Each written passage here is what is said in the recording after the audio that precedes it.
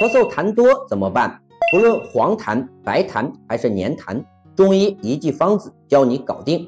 大家好，我是中医王大夫。天一冷啊，人受凉啊，首先出现的就是咳嗽、咳痰。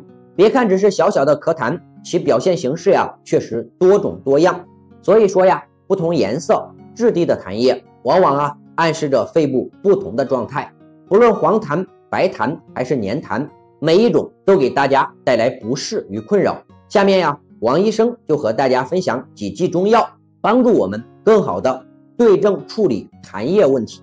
首先就是风寒袭肺所导致的白稀痰，此时呀还会伴有咳嗽、咳喘、怕冷等症状，并且呢，咳嗽咳痰多出现在早晨起来，或者说晚上睡觉的时候，痰液质地清晰、色白，或说呀偶有泡沫。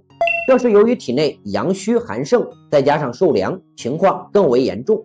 当寒气多了，进而阻碍了肺气的宣发速降，导致水液代谢异常，湿聚成痰。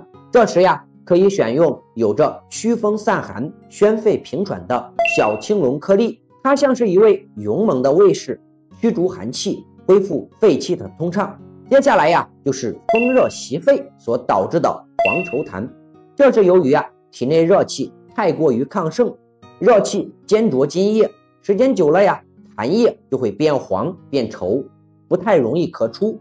此时呢，还会伴有口渴、嗓子干、咽喉红肿、流黄涕等等。那么这个时候，我们可以参考清气化痰丸，它能够清热化痰，有效的清除肺热，化开浓稠的痰液，有着热去津腹的功效。